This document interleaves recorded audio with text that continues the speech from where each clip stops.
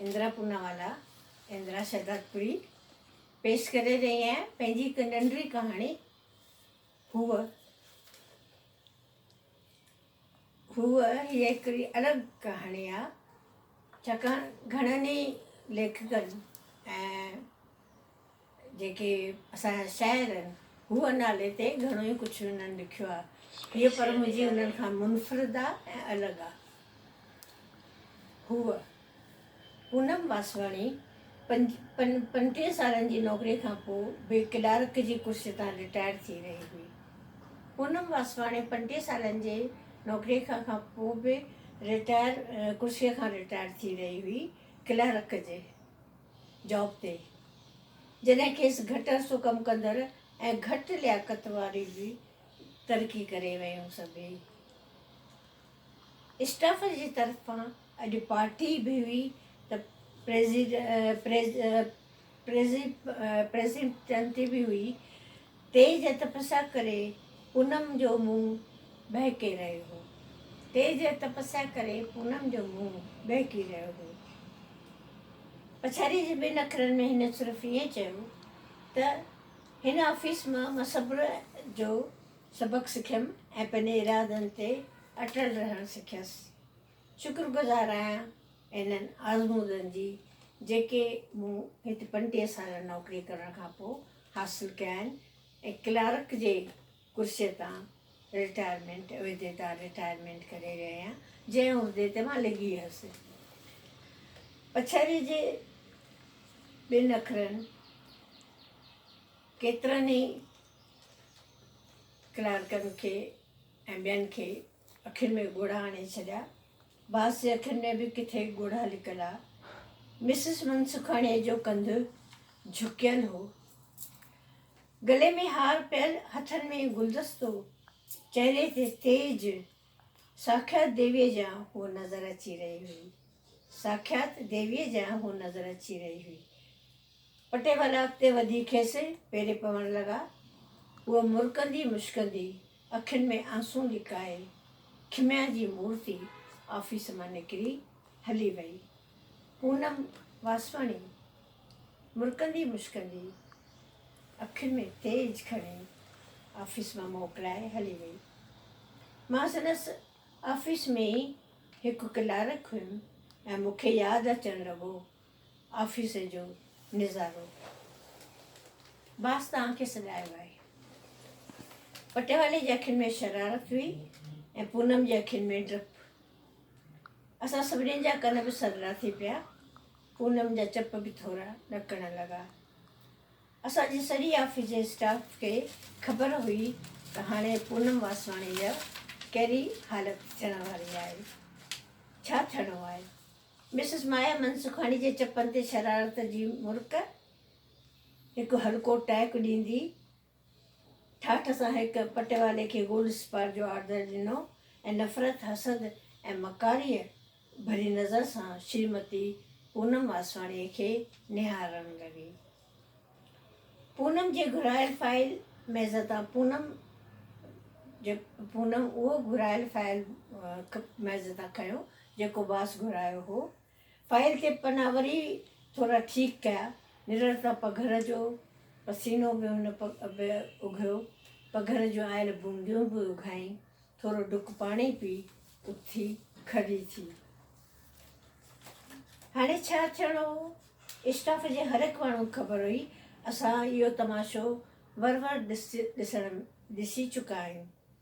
ख़बर आहे त पूनम जे कैबिन वञण सां ई साहिबु तमामु ज़ोर सां ॻाल्हाइणु शुरू कंदो, न थियल चुकूं हुन जूं कढंदो, हुनजे हर हिकु कम मां वीकूं कढंदो, हिन खे दॿ कढंदो ऐं चवंदो अखर सुधारियो। ईअं थो लॻे ॼण मच्छर था उॾामनि। तव्हीं कम ईमानदारीअ सां अमल लॻाए छो था करियो। सॼो वक़्तु मेकअप ठीकु कंदे था गुज़ारियो। को बि ड्रिंक ऐं गरम पीअंदे पिया विञायो वक़्तु। घणे ॻाल्हाइण जी बि तव्हांखे बुरी आदत पइजी वई आहे मिसिस पूनम मनसुखाणी। हीअ ॾिसो मिसिस मनसुखाणी केतिरी न ईमानदार आहे, केतिरो कमु पंहिंजो तमामु घणे दिलि सां करे थी पई। केतिरी हुनजी इज़त आहे स्टाफ में, प्रमोशन बि मिलिया अथसि सभु। हुनजी केतिरी इज़त आहे। जॾहिं उहा दमूं दरका ॿुधी चुपचाप ॿाहिरि कदम वधाईंदी त बास जो आवाज़ु ईंदो, भारत तव्हां जहिड़नि माण्हुनि जे करे ई पुठिते पियो आहे। इंडिया तव्हां जहिड़े माण्हुनि जे करे ई पुठिते पियो आहे। असां मां हर कंहिंखे ख़बर हुई त श्रीमती पूनम ते लॻायल हर हिकु इल्ज़ाम बिल्कुलु जुर्तू ऐं खोटो हुयो। उहा सभिनी गुणनि जी खान हुई। हुनखे ज़ोरीअ ज़लील करण जी नाकाम कोशिश बास रोज़ या त 2-3 ॾींहंनि खां पोइ ज़रूरु कंदो हो। सभु कौरवनि भरी दरबार द्रौपदी जी बेइज़ती ॾिसण लाइ ते हिरियल हुआ। हूअ वक़्त जी पाबंद, ईमानदार, मेकअप खां परे भॼंदड़, मोतीअ जहिड़ा अखर, कमु साफ़ सुठो, तमामु सुंदर ऐं ऊच सीरत वारी, घटि ॻाल्हाईंदड़ हुई। स्टाफ में घणे में घणो कमु हुनजो थींदो हुयो।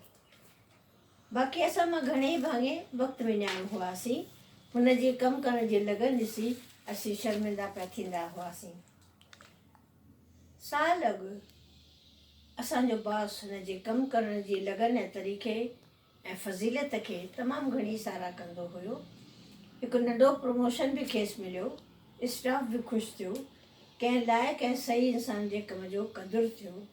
उहो बेहदि सुंदर, सबाजी, फज़ीलतमंद, पुरकश शख़्सियत जी मालिकिन हुई, पर मग़रूर न हुई। असीं ऑफिस में कमु कंदड़ मर्द हिन जे सिर्फ़ु जिस्मानी सुंदरता जी साराह न कंदा हुआसीं, पर हिन जी मौजूदगीअ में फ़ाहिश ख़्याल बि न ईंदा हुआ। नूरानी, तेज, पूॼण जहिड़ी हुई उहा रूहानी पवित्रता जे मन में मूर्ति हुनजी वसंदी हुई। कुझु महीना अॻु हिकु मनोज़ घटना थी हुई। असां 3 ॼणा ऑफिस में ओवर टाइम करे रहिया हुआसीं। पटेवालो आयो ऐं मिसिस वासवाणी खे कुझु चई हलियो हुयो। हिन हिकु फाइल हथ में खयो ऐं बास जे रूम में हली वई। कैबिन मां हिकु आवाज़ु आयो जो चमाट जो पियो लॻे। कुझु सेकंड लाइ सन्नाटो छाइंजी वियो। ऑफिस मां पूनम ॿाहिरि निकिती, अखियूं ॻाढ़ियूं, वार थोरा दथल, शिकिल तमामु गुस्से में ॻाढ़ी। मूंखे त साक्षात दुर्गा पई लॻे। हूअ सिधो ई ऑफिस जे दरवाज़े खां ॿाहिरि निकिरी आई। हफ़्तो कोन त हूअ ऑफिस में आई ई कोन। असां सम्झोसीं त नौकिरी छॾे ॾिनी अथई। पर जंहिं ॾींहुं हूअ आई बिल्कुलु बदिलियल हुई। चहिरो ज़र्द, उदास। असां मां कंहिंजी बि हिमत न थी त हिन खां पुछूं। ईअं पियो लॻे त हूअ आई आहे कंहिं मजबूरीअ ऐं शायदि कंहिं रोटीअ जे चकर जे करे, या शायदि सहन शक्ति जो मिसाल बणजण लाइ, ऐं शायदि हिकु पापी कुर्सीअ ते वेठल पुरुष खे संदसि कयल ख़ताउनि जो अहसासु ॾियारण लाइ हूअ आई हुई। ख़बर न पई पए त हूअ छो आई हुई। बसि उन ॾींहं खां उन शरारत जो सिलसिलो शुरू थी वियो। हिन जे कम मां विडियूं कढणु। असांजे स्टाफ में मिसिस मनसुखाणी खे उन घटना खां पोइ तमामु उनजी अहमियत वधी वई।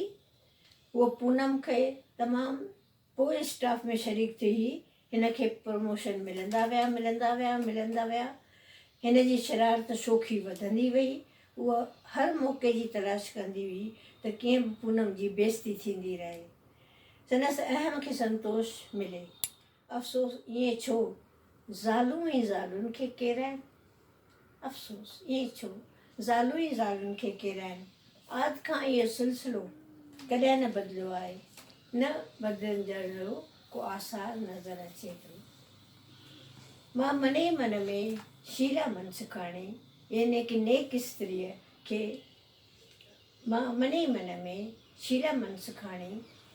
जेका हिकिड़ी वैप वांगुरु औरत हुई, उनखे नफ़रत करणु लॻो हुउसि।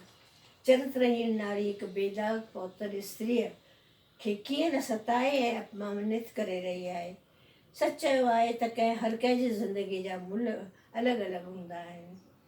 गुणहीण चरित्रहीण शीला पद ऐं पैसो माणे रही हुई। ऑफिस जे बास ते राज करे रही हुई। मिठी सभा जी पूनम चुपचाप पंहिंजे न कयल ॾोहनि जूं सज़ाऊं ऑफिस में भोगे रही हुई। हीउ सभु कुझु केसि ताईं हलंदो? छा पूनम ही बेइंसाफ़ी ॾिसी थकिजंदी, शीला बणिजंदी, या साॻे ई रस्ते ते हलंदी रहंदी? थोरो वक़्तु गुज़रंदो वियो। अॼु उहो ऑफिस मां रिटायर थी रही हुई। थोरनि ॾींहंनि खां पोइ मां बि ऑफिस में रिटायर थियण वारो हुउसि। पर खयोंसि वॾे विधेता। मां संदसि ख़ाली ख़ाली कुर्सी तरफ़ ॾिसणु लॻमि।